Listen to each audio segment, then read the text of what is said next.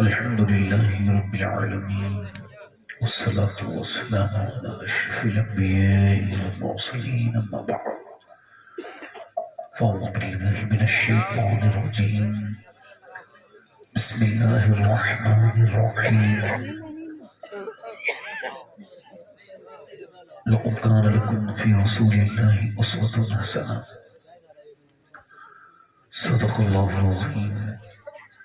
کیا بات رضا اس چمنستان کرم کی، زہرا ہے کلی جس میں حسین اور حسن پھول، تیری سرکار میں لاتا ہے رضا اس کو شفیع،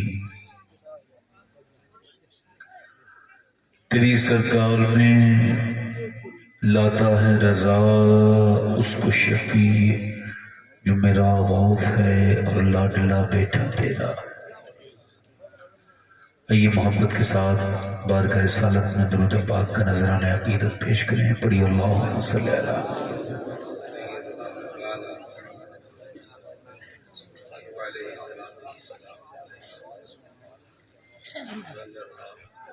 بعد حمد و درود لائق احترام و تعظیم و تکریم، ممبر شریف پر تشریف فرما میرے امامی کی زینت و رونق، معزز علماء اہل سنت، معزز حفاظ و قراء، شورا، سامعین و سامعات، السلام علیکم ورحمۃ اللہ تعالی وبرکاتہ. خیریت سے ہیں آپ حضرات؟ آپ لوگوں کو احساس ہوا ہوگا کہ رات کافی گزر گئی، اور جب انسان تھک جاتا ہے تو اس کو اچھی بات بھی اچھی نہیں لگتی، اور جب وہ فریش ہو، ریلیکس ہو، تو اس کو کوئی بھی بات آپ بتائیں گے، جیسے کوئی اگر غصے میں ہو تو اس کو اچھی بات بھی بری لگتی ہے، کسی کو بخار آتا ہو تو اچھا کھانا بھی اس کو کڑوا لگتا ہے. تو رات اتنی ہو گئی ہے میری تو ہمت نہیں ہو رہی، 12 بج گئے. اس سردیوں میں رات بھی میں جلسے میں جہاں تھا وہاں 12 بجے میری تقریر ختم ہو گئی تھی. میری شرط پہلی یہی رہتی ہے کہ اگر آپ مجھے 11 بجے تک مائک دیں تو میں حاضر ہوں، ورنہ آپ مجھے معاف کریں، میں انشاءاللہ پھر کہیں آپ کے پاس وقت ہو. چونکہ لوگ یہ سمجھتے ہیں کہ بہت رات تک جلسہ چلے تو کامیاب ہے. آپ کو پتا ہے اسلام کتنا پابند ہے، وقت کی پابندی کا کتنا سبق سکھاتا ہے اسلام. نماز جمعے کی فرض ہے بڑا اور ظہر کی چھوٹا فرض ہے، یعنی جمعے کی فضیلت زیادہ ہے اور ظہر کی اتنی نہیں ہے. مگر ظہر میں 4 ہیں اور جمعے میں 2 ہیں فرض نماز ہے نا. بھئی ہونا تو یہ چاہیے تھا کہ جمعے میں زیادہ ہوتی، مگر فقہا نے لکھا کہ چونکہ جمعے میں خطبہ بڑھ گیا، اس وجہ سے شریعت نے 4 کی جگہ 2 رکعت کر دی کہ ان لوگوں کا وقت جو ہے وہ مینٹین رہے.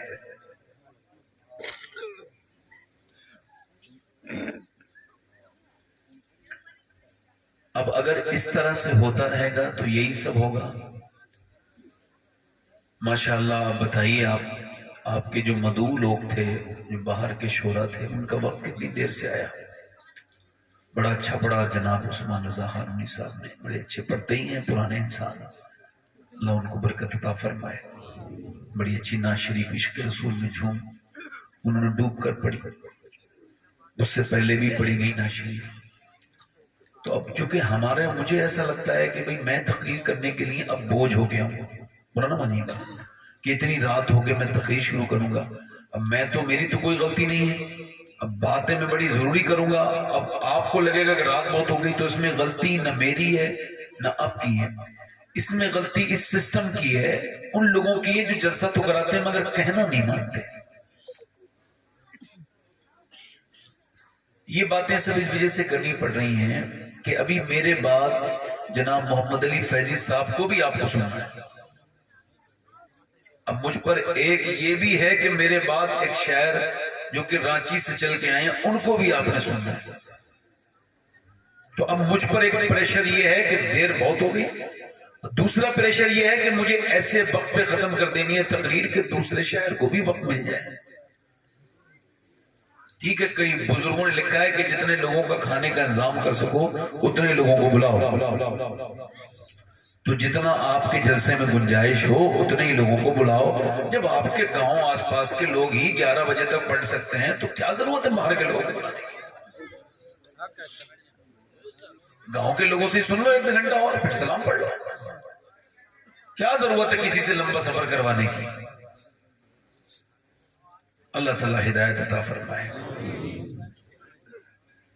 میری بات اگر کسی کو بری لگی ہو تو میں معافی چاہتا ہوں, مگر میرے پر بات بری نہیں کہی ہے. کوئی بات بری میں نے یہ کہا ہے کہ وقت پہ کوئی بھی کام اچھا لگتا ہے نا.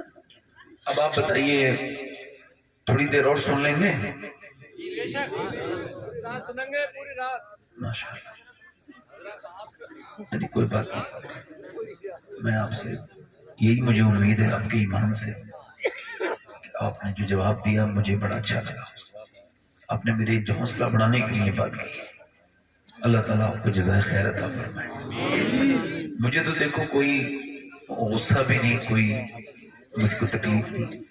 میں تو آپ کا سب کا خادم ہوں, نوکر ہوں. یہ جو ہمارے جناب عمران رضا برکاتی صاحب نے میرے بارے میں کہا ہے, ان کی اپنی محبت ہے, میں ان کے الفاظ کے لائق نہیں. مجھے تو یہ بھی نہیں خبر کہ میں جنتی ہوں یا جہنمی ہوں, کچھ پتہ نہیں کیا میرا حشر ہو. مگر یہ ہے کہ اپنی اوقات صرف اتنی ہے, کچھ نہیں بات صرف اتنی ہے.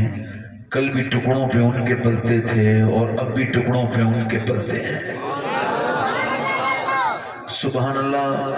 دیکھو جو لوگ کھڑے ہیں ان کو بٹھانا اس وقت مناسب نہیں. اگر میں بیٹھنے کے لیے کہوں گا تو چلے جاتے ہیں, تو یہ بھی ڈر لگ رہا ہے. تو لہٰذا کھڑے ہی رہیں. ہم آپ سے کچھ نہیں کہیں گے, کھڑے ہو کے سنیں. تھوڑا سا ششو پنج میں ہوں, آپ سے کہہ دوں بھائی بیٹھنے کے لیے, برا نہ مانو آپ, تو کہہ دوں چلیں بیٹھ. نہیں آپ میں سے جتنے لوگوں کو پریشانی دقت نہ ہو بیٹھ کے دیکھو. حضور کی محفل ہے, اگر یہاں زمین پہ بیٹھو گے تو اللہ تمہارے نصیب کو آسمان پہ کر دے گا. اس محفل کو یہ سمجھ کے سنو کہ اس محفل میں جو آیا ہے کبھی خالی ہاتھ نہیں گیا. علماء نے لکھا ہمارے بزرگوں نے کہ حضور کی محفل میں جو اچھی نیت سے آئے تو ایسا ہو سکتا ہے کہ وہ خالی ہاتھ آئے, مگر ایسا ہوتا نہیں ہے کہ حضور پھر اس کی جھولیاں بھر کے نہ بھیجیں. سبحان اللہ. جب کوئی کہتا ہے تو اس کو ہمارے علاقے میں 90 نیکیاں ملتی ہیں. آپ کے یہاں کیا حساب ہے, کیا خیال ہے بھیا؟ 90 ملتی ہیں. میں اس وجہ سے یہ بات کہہ رہا ہوں کہ نیکیوں کا مومن حریص ہوتا ہے. حضور نے فرمایا ایک نیکی ماں اپنے بیٹے کو نہیں دے گی, مگر یہ جو نیکی ہیں ایک بار میں 90 نیکیاں ہیں. ذرا غور تو کرو آپ. حضور فرماتے ہیں جو سبحان اللہ کہتا ہے اللہ اس کو 90 نیکیاں عطا کرتا ہے, اس کو ایک نفلی حج کا ثواب بھی عطا کر دیتا ہے. اور سبحان اللہ کا مطلب ہے اللہ پاک ہے, رحیم کا مطلب ہے اللہ رحیم ہے, کریم کا مطلب ہے اللہ کریم ہے, رحمان کا مطلب ہے اللہ رحمان ہے, ستار کا مطلب ہے اللہ عیب چھپانے والا ہے, غفار کا مطلب ہے اللہ معاف کرنے والا ہے, مغفرت کرنے والا ہے. ذرا غور کرو, میرے نبی ارشاد فرماتے ہیں کہ جب کوئی کہتا ہے سبحان اللہ تو اللہ تو پاک ہے, کسی کے کہنے سے کوئی فرق نہیں. جب کوئی رحیم کہتا ہے اللہ کو تو اس پر کوئی فرق نہیں پڑتا, وہ تو ہے ہی رحیم اور اس کی رحمت بے حد ہے, کوئی سوچ نہیں سکتا. وہ کریم بھی بڑا ہے مگر اس پہ کوئی فرق نہیں پڑتا, مگر جو اپنے رب کو پکارتا ہے اس کے دل پہ فرق پڑتا ہے. جو اسے رحیم کہتا ہے اللہ اس کے اندر رحم اتار دیتا ہے, جو اسے کریم کہتا ہے اللہ اس کے اندر کرم اتار دیتا ہے. جو اللہ کو جس نام سے پکارے گا اللہ اسے اسی نام کا بدلہ عطا کرے گا. اٹھتے بیٹھتے اس کو یاد کرو گے. بھائی کہاں چلے تھے کوئی, یہ اس طرح سے مجھے تقریر کرنے میں بڑی تکلیف ہوتی ہے. میں ابھی شروع ہی ہوا ہوں تو ایک رات تو صاف کر رہے تھے فجر تک, تو ایک 10 منٹ نہیں رک پائے. یہ ہنسنے کی بات نہیں, اگر آپ چاہو تو میں آپ کو بتا دیتا ہوں جو محفل حضور کی ہو جہاں علماء بیٹھے ہوں وہاں کہا لگا کہ ہنسنا یہ زنا کرنے سے برا کام ہے. آپ آپ کو یہ مذاق لگتا ہوگا، مگر میرے لیے یہ محفل مذاق نہیں ہے. یہ محفل، یہ ممبر، یہ میرا حساب ہوگا قیامت کے دن کہ تو نے کیا تقریر کی تھی. یہ رات کا حساب، میں آزمائش میں اور آپ سے بھی ہوگا حساب کہ آپ نے سنا کیا تھا. یقین جان لیں آپ، یہ مذاق نہیں ہے محفل. میرے دوستو یاد رکھنا، آپ اور میری زندگی میں یہ ہے، ایک دور ایسا آئے گا ایسی محفلوں کے لیے روز ترس جائیں گے لوگ. ابھی لاک ڈاؤن لگا تھا، ترس نہیں گئے تھے لوگ حضور کی نعتیں سننے کے لیے. تو اس کو مذاق نہ سمجھو میرے بھائی، اس میں باوضو آیا کرو، نماز عشاء کی پڑھ کے آیا کرو.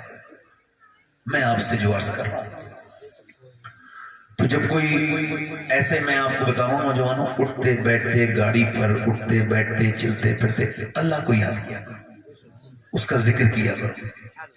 حضور فرماتے ہیں قیامت کے دن ایک بندے کو اللہ بخشے گا تو وہ عرض کرے گا مالک تو نے مجھے کیوں بخش دیا؟ اللہ کہ میں بخشش کے لائق نہیں، میں نے زندگی میں یاد نہیں پڑتا کبھی میں نے تیرا کہنا مانا ہو، تو نے مجھے کیوں بخش دیا؟ اللہ فرمائے گا، اللہ تعالیٰ فضل فرمائے، اللہ اللہ اللہ فضل فرمائے. بیٹھی بیٹھی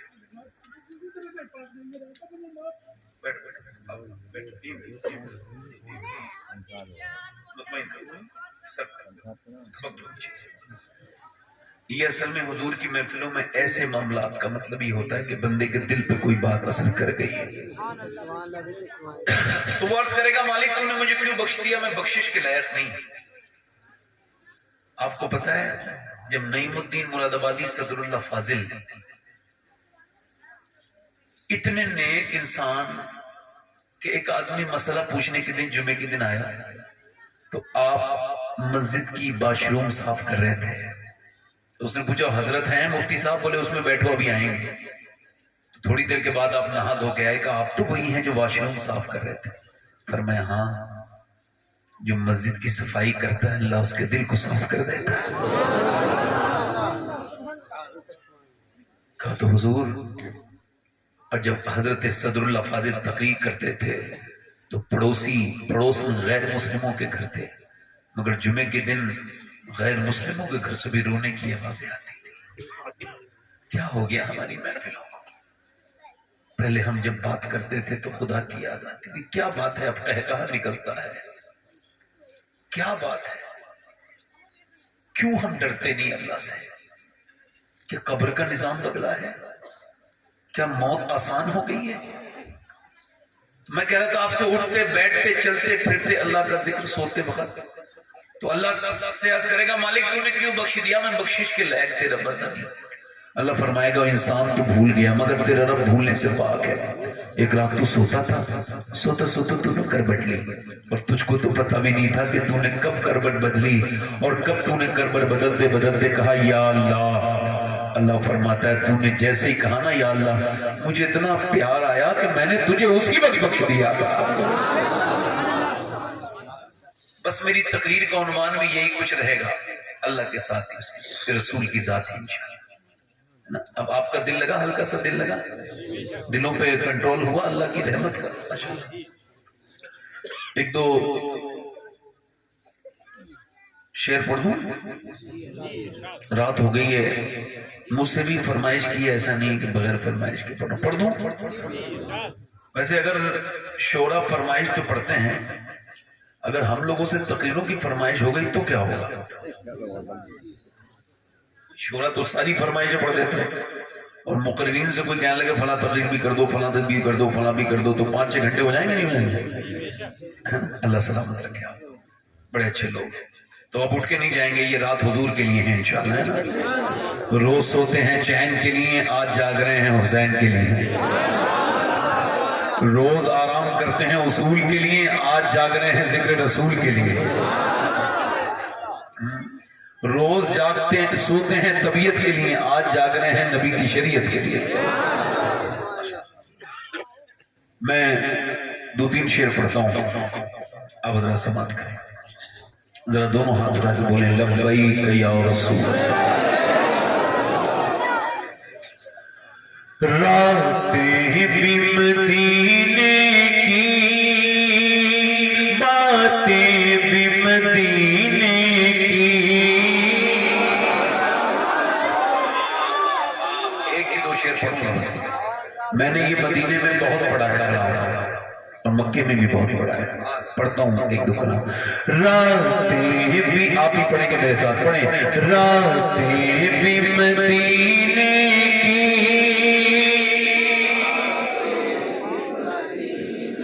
جسے اللہ نے زبان دی اور زور سے پڑھے. راتیں بھی مدینے کی، باتیں بھی مدینے کی. راتیں بھی مدینے کی، باتیں بھی مدینے کی. جینے میں یہ جینا ہے، کیا بات ہے جینے کی.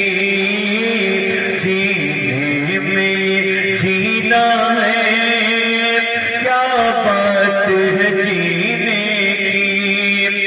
عرصہ ہوا طیبہ کی گلیوں سے وہ گزرے ہیں. عرصہ ہوا طیبہ کی گلیوں سے وہ گزرے ہیں.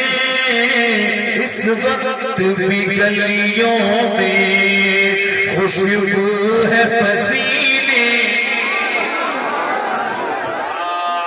راتیں بھی مدینے کی، باتیں بھی مدینے کی. جینے میں یہ جینا ہے.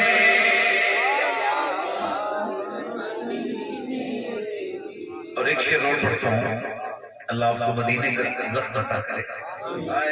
پر مدینہ جاؤ. یہ کیا ڈرامے بنا رکھے ہیں کہ مسجد میں بیٹھ کے دعا کرتے ہو اللہ مدینہ دکھا دے، اور بینک میں خوب پیسے جمع کر رکھے ہیں. یہ کیا ڈرامہ ہے؟ زمینیں جو بے نامے ہو رہے ہیں 25-25 لاکھ کے، اور پھر مسجد میں آگے دعا ہو رہی ہے یا اللہ مدینہ دکھا دے. یہ کیا دھوکہ ہے؟ اپنے آپ کو دھوکہ دے رہے ہو. تم مدینہ کیوں نہیں جاتے بھائی؟ بچوں کی شادی کر کے جاؤ گے. جب تم مسلمان ہو تمہیں ایسا لگتا ہے کہ تم مدینے گئے تو مدینے کا سفر اتنا خراب ہے کہ بچوں کی شادی نہیں ہوگی. پھر یہ یوں لگتا ہے کہ مدینے جا کے مر گیا تو کیا ہوگا؟ جو مر جاتے ہیں ان کے بچوں کی شادیاں نہیں ہوتی. یہ بتاؤ کہ تمہارا ایمان اتنا کمزور ہے کہ مدینے سے مرنے سے ڈر رہے ہو. مدینے میں میرے جیسے خراب لوگوں کو موت تھوڑی آتی ہے، مدینے میں تو بڑے نیک لوگوں کو موت آتی ہے. حج فرض ہو چکا ہے، عمرے کی دعائیں مانگ رہے ہو. حضور فرماتے ہیں میرے جس امتی پہ فرض ہو جائے حج اور پھر وہ حج کو پھر بھی نہ جائے تو فرماتے ہیں مجھے کوئی فرق نہیں پڑتا وہ یہودی بن کے مرے یا نصرانی بن کے مرے. مدینے نہیں جاتے لوگ، آخری عمر میں جاتے ہیں مدینے ہم لوگ. مرنے لگتے ہیں تو جینے کا خیال آتا ہے. ایک لڑکا مجھے ملا مدینے میں، کہنے لگا میں رکشہ چلا کے مدینے آیا ہوں. مزدور تھا. میں نے کہا کیسے؟ کہنے لگا میں نے 12 سال رکشہ چلا کے پیسے جمع کیے، 10 روپے 2 روپے 5 روپے، اور یہ 12 سال کے بعد جب نکلے ہیں تو 49,000 ٹور والے کے پاس گیا. اس نے کہا ہم 60,000 روپے لیتے ہیں تب لے کے جاتے ہیں، مگر چونکہ تم عاشق رسول ہو تو تمہارے لیے 60 نہیں ہم تم 49 بھی لے جائیں گے. کہتا ہے مجھے اس نے مبارکباد دی اور اس نے مجھے جو ہے وہ مبارک خبر پہنچائی. میں اپنے گھر پہنچا اور جا کے میں نے اپنی بیوی سے کہا کہ مجھے مدینے والے نے بلا لیا ہے. اس نے کہا کیسے؟ میں نے پوری بات بتائی تو بولی مجھے لے کے نہیں چلو گے.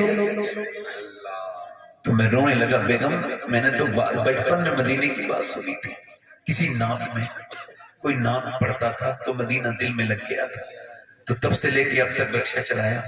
اگر اتنا پیسہ ہوتا تمہیں بھی لے کے جاتا. کہتے وہ اندر گئی، 1 تولہ زیور تھا اس کے پاس، میں کس استاد دونوں کا ملا کے بولی زیور کو بھیج دو. میں کوئی قبر میں تھوڑی زیور کو لے کے جاؤں گی، مجھے میرے نبی کا مدینہ دکھا دو. اچھا کچھ لوگ مدینے جاتے بھی ہیں تو کچھ لوگ وہاں سے تصویریں کھینچتے رہتے ہیں، ادھر کی سیلفی ادھر کی سیلفی، منہ بنا بنا کے. عجیب قسم کا معاملہ ہے یہ سیلفی لگا کے. یہ اسٹیٹس پہ جو لگاتے ہیں نا یہ بھی عجیب قسم کے لوگ ہوتے ہیں، بڑی یہ ایسی پھڑکنے والے لوگ ہوتے ہیں.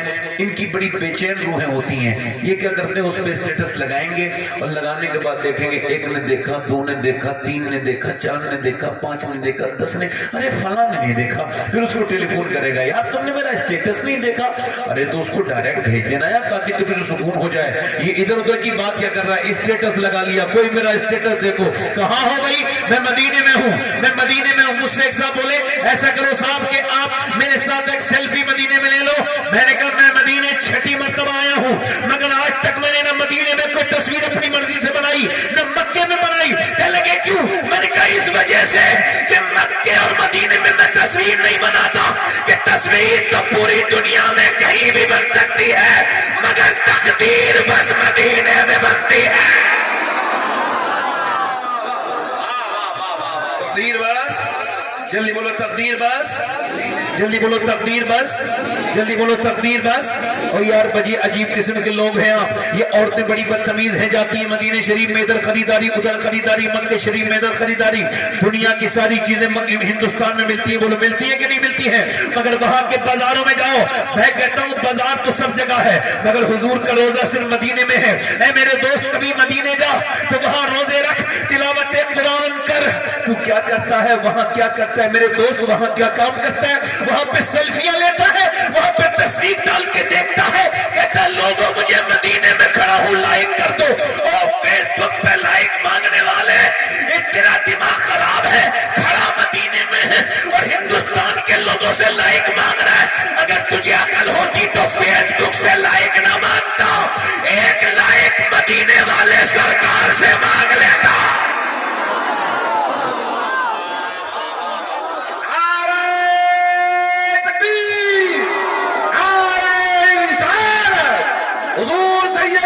اللہ مدینہ لے جائے, اللہ مدینہ لے جائے تو مدینہ جانا عاشق رسول بن کر. کیسے بن کے بولو, عاشق رسول بن کر جیسے میرے اعلیٰ حضرت گئے. اے موبائل والے, اے بیٹا 1 منٹ بیٹھ جا, تجھے بڑی بات سنانی ہے. میں آپ کے لیے تو آیا ہوں میرے بھائی, اگر بغیر سنے چلے جاؤ گے تو مجھے تکلیف نہیں ہوگی. میں نوکری کرنے آیا ہوں تو کسی کو کہیں نہ جاؤ, بیٹھ رہو یہ پہ, کہیں نہ جاؤ, بیٹھو. ہاں اگر یہ لگتا ہو آپ کو کہ میری بات سننا ضروری ہے تو بیٹھو, اور نہیں لگتا ہو تو اٹھ کے چلے جاؤ. بہت تکلیف ہوتی ہے مجھے بھائی, میں آپ کو بتاؤں. اچھا ایک بتاؤ, 1-2 آدمی کے جانے سے کوئی فرق پڑے گا؟ پڑے گا. مچھلیاں باہر کو آئیں سمندر کے پانی کے ساتھ, پانی چلا گیا, مچھلیاں رہ گئیں. ایک بچے نے اٹھا کے مچھلی پانی میں پھینکی, مر رہی تھی پانی کے بغیر. تو ایک آدمی بولا لاکھوں مچھلیاں آئی ہیں, یہ بتاؤ اس ایک مچھلی کو بچانے سے کیا فرق پڑے گا؟ تو اس بچی نے ایک مچھلی اور اٹھائی اور پھر سمندر میں پھینک کے بولی اسے تو فرق پڑے گا. تو کیا ہو سکتا ہے تم میں سے کوئی ایک شخص ہو جو اس کو آج اپنی زندگی بدلنی ہو, ایک کوئی فرق پڑ جائے اور وہ ایک شخص میں ہوں. بولے میری بات ٹھیک ہے نہیں؟ تو مدینے جاؤ تو ایسے بن کے نہ جانا, ایسے جانا جیسے اعلیٰ حضرت گئے, کہ جب وہ آ گئے تو ان کا دل یہاں میں رہا ہی نہیں. جب بھی ان سے کسی نے پوچھا کہاں ہے دل, تو بیٹھے سودا گرام میں ہیں, مگر کہتے ہیں جانو دل ہوش و خیرت سب تو مدینے پہنچے. بیٹھے سودا گرام میں ہیں اور کہتے ہیں ہمیں اے رضا تیرے دل کا پتہ چلا وہ مشکل. ایک بات تو بتاؤ, کوئی بھی ہندوستان سے جاتا ہے تو کوئی بھی, یہاں تک کہ وہابیوں تک کے بیان ہیں کہ جب ہم اعلیٰ حضرت کا سلام پڑھتے ہیں تو زیادہ مزہ آتا ہے.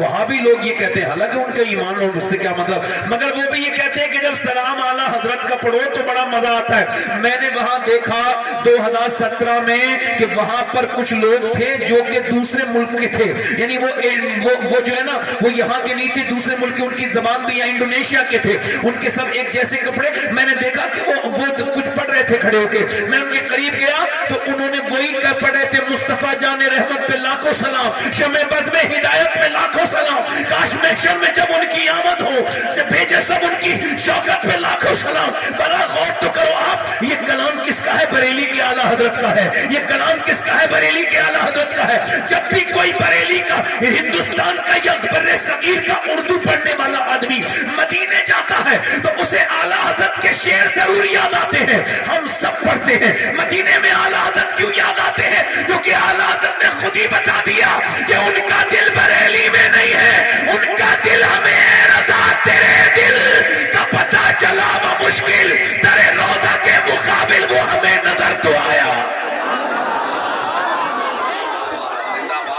आला हजरत का दिल मदीने में, आला हजरत वहां गए हैं, तवज्जो करो, जब वहां आला हजरत मदीने में गए तो आप रोए नहीं। किसी ने पूछा आप इतने बड़े आशिक, कहते हैं मैं मगर जोर जोर से नहीं रोता, आंसुओं से रोता हूँ, आवाज पैदा नहीं होने देता। कहने लगे क्यों?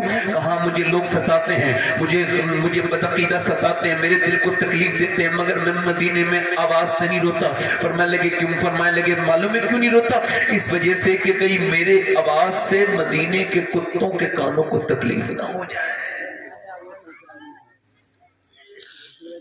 फरमाते हैं खौफ है समाए खराशी सगे तैयबा का, वरना क्या याद नहीं ना लो फुक़हा को। आला हजरत के भाई अल्लामा हसन उस्ताद ज़मन मदीने गए, उनके पाँव में कांटा लग गया, उन्होंने उस कांटे को निकाला और निकालने के बाद कांटे को चूमा और कहा ए खारे मदीना, पाँव से क्या काम तुझे, आ मेरी जान मेरे दिल में है रास्ता तेरा। मदीने जाओ तो अपने आप को बदल के आना, क्योंकि जब तुम मदीने आके भी वही काम करते हो तो लोग कहते हैं ले मदीना देख के ना बदला, इसका मतलब मदीने की बदनामी हो रही है। अल्लाह ताला सलामत रखे। मैं तकरीर शुरू कर रहा हूँ, दिल लग रहा आप लोगों ने? मैं अर्ज करता हूँ मेरी तकरीर का उन्वान है, इंशाअल्लाह 1 घंटे के अंदर अंदर मैं अपनी तकरीर को ख़त्म कर दूंगा इंशाअल्लाह, अल्लाह ने चाहा तो, चूँकि मुझे 10-20 मिनट हो भी गए, उससे पहले इंशाअल्लाह ख़त्म कर दूंगा इंशाअल्लाह। और मैं गुजारिश करता हूँ कमेटी वालों से कि वो मोहम्मद अली फैजी साहब को भी ला के यहीं पर बिठा दें ताकि मजमा बैठा रहे और फिर उनको सुन के जाए। एक आदमी जाना खाली, हमें तरफ देखो, अल्लाह ने इंसान को क्यों पैदा किया? सवाल है कि नहीं? सवाल है या नहीं? खाने के लिए जानवर बहुत थे, पीने के लिए जानवर बहुत थे, सोने के लिए जानवर बहुत थे। अल्लाह ने इंसान को क्यों पैदा किया? इंसान ने अपने लिए जितनी चीजें बनाई सब वो काम की हैं। तो क्या इंसान को अल्लाह ने जो बनाया बगैर किसी मकसद के बनाया? कोई फलसफी जवाब नहीं दे सकता, कोई साइंसदान जवाब नहीं दे सकता, कोई दानिश्वर ये नहीं बताएगा कि अल्लाह ने इंसान को क्यों बनाया। अल्लाह खुद फरमाता है मैंने इंसान को इम्तिहान के लिए पैदा किया, आजमाइश के लिए पैदा किया, अपनी इबादत के लिए पैदा किया।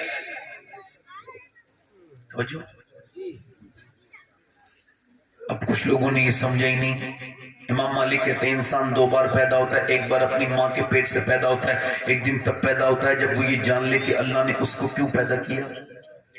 एक आदमी की लाश जो है वो किसी ने मार के पानी में डाल दिया दरिया में, उसकी लाश गल गई, मछलियों ने कहीं कहीं से खा ली और जब सड़ गई तो उसको पुलिस ने उसको देख लिया, किसी तरह से पुलिस पहुंच गई, उसका उन्होंने पोस्टमार्टम किया। पोस्टमार्टम करने के बाद इमाम मस्जिद के दरवाजे पे रख गए, कहने लगे इसको दफना देना, मुसलमान की लाश है, क्योंकि उसकी मुसलमान वाली निशानी अभी मिटी नहीं थी। कहने लगे ठीक है। इमाम ने कहा मैं इसको गुस्ल दे सकता हूँ मगर मेरे पास इसके लिए पैसे नहीं है कि मैं इसके लिए तख्ते खरीदूं और मैं इसके लिए इसकी कब्र बनाऊं। उन्होंने कहा ठीक है मेरे पास पैसे नहीं है। अब मस्जिद में चंदा हुआ, कोई भी आदमी, एक मुसलमान है, एक इंसान है, वो उसकी लाश लावारिस है, जो भी जो मदद करना चाहता है दे। किसी ने 2 रुपए, किसी ने 5 रुपए, 1.5 घंटा चंदा हुआ तो उसके तख्तों के पैसे जमा हुए, 1.5 घंटा चंदा हुआ तो उसके कफन के पैसे जमा हुए। ना कोई नमाज जनाजा में रोया, न उसका जनाजा उठा तो कोई रोया, न किसी की आंखों में आंसू थे, पता ही नहीं था कौन मरा है। कोई परदेसी दम तोड़ गया था, कोई परदेसी मारा गया था, न जाने क्या गुजरी थी उस पर, न जाने कैसे मरा था, पुलिस कोई गुत्थी उसकी सुलझा ना सकी थी।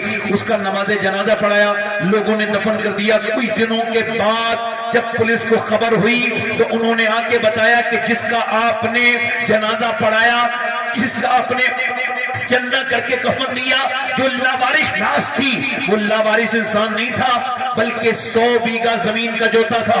उसके पास 100 बीघा खाली बाग थे, उसके अकाउंट में 6 करोड़ रुपया निकला।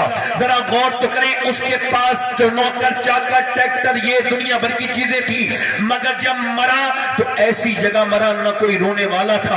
और